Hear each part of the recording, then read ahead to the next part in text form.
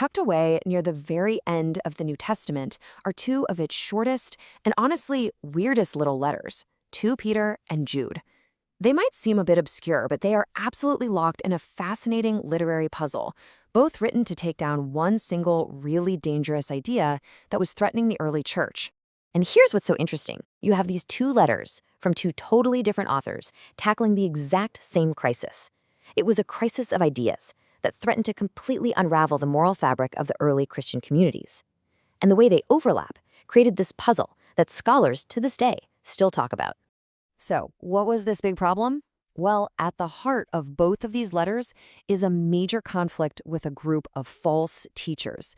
And they were spreading this idea that was super seductive and also incredibly dangerous. I mean, just imagine for a second being told that your actions simply don't matter, that none of your moral choices have any ultimate consequence at all. That is the exact message these teachers were pushing. Now, there's a fancy-sounding word for this idea. It's called antinomianism.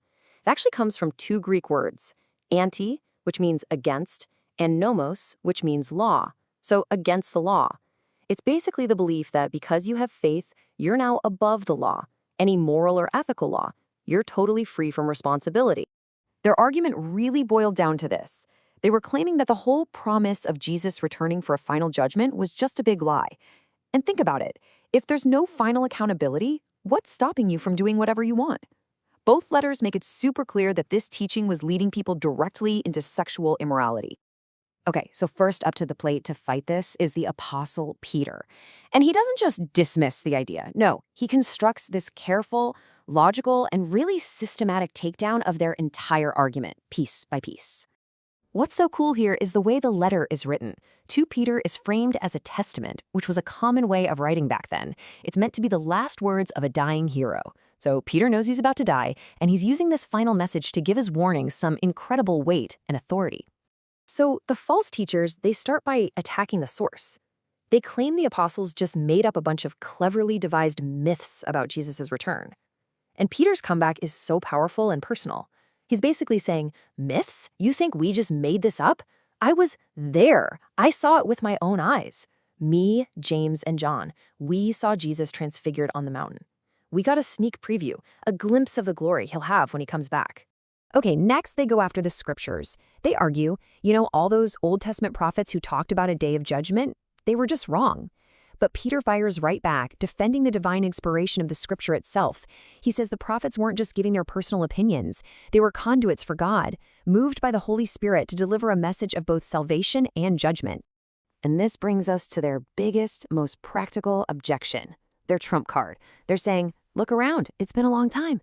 If Jesus was going to come back, he would have done it by now. The delay proves it's not happening. But Peter brilliantly flips this whole argument on its head. He explains that what looks like a delay to us is actually an act of God's patience. God isn't being slow, he's being merciful, giving more and more people a chance to repent before the end. All right, so that's Peter's approach. Now let's switch gears to our second letter, from Jude. He's fighting the same exact problem, but he takes a completely different and much, much stranger approach. Jude, who right at the beginning says he's the brother of Jesus and James, doesn't bother with all the systematic arguments. His letter is just this short, sharp, urgent burst of warning. And yeah, it gets pretty weird. He's essentially saying, you want to know what happens to people who defy God and live immoral lives? Fine, let me give you a list.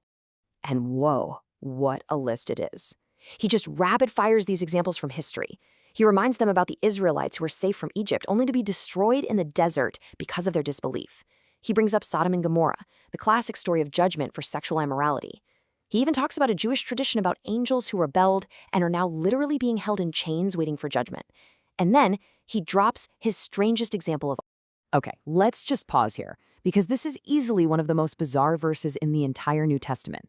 Jude describes this cosmic battle between the archangel Michael and the devil over the dead body of Moses. Now, if you're scratching your head trying to remember that story from the Old Testament, don't worry, it's not there. Jude is actually quoting from another ancient Jewish book called the Testament of Moses. And he's using this wild story to make a point.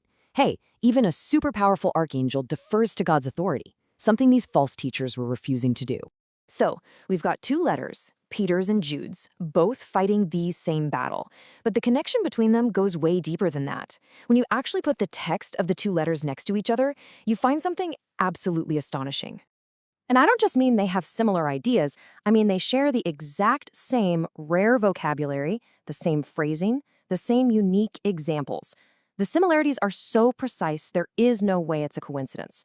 One of these authors was definitely reading the other one's work. Take a look at this.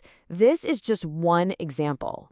You can see right here how both passages are describing the false teachers and their coming doom using strikingly similar language. It's the ancient world's version of copy and paste. So the big question is, who copied whom? Well, the leading theory among most scholars is that Jude wrote his short, fiery letter first. Then, a bit later, the author of 2 Peter, facing the same problem, took the core of Jude's warning, wove it into his own letter, and then built his own detailed arguments right on top of it. Now, this brings up a final, pretty obvious question, right? If 2 Peter contains most of Jude's letter anyway, why did the early church decide to keep both books in the New Testament? Why not just stick with the longer, more comprehensive one? Well, there are a few really good reasons. First off, Jude's credentials were rock solid. I mean, this is the brother of Jesus. His perspective was considered incredibly important. Second, they really do complement each other. Jude provides the fiery, urgent alarm bell, while 2 Peter provides the detailed theological framework to defeat the teaching.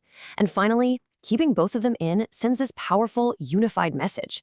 It shows just how seriously the early church took this threat, and it reinforces from two different authoritative sources that this kind of teaching has absolutely no place in the faith. So in the end, despite the different styles, the weird stories, and the literary borrowing, both Peter and Jude land in the exact same spot. They are both arguing passionately that real, genuine faith is not just about a set of beliefs you hold in your head. It has to, and always will be, connected to how you actually live your life. And this leaves us with a question that is just as relevant today as it was 2,000 years ago.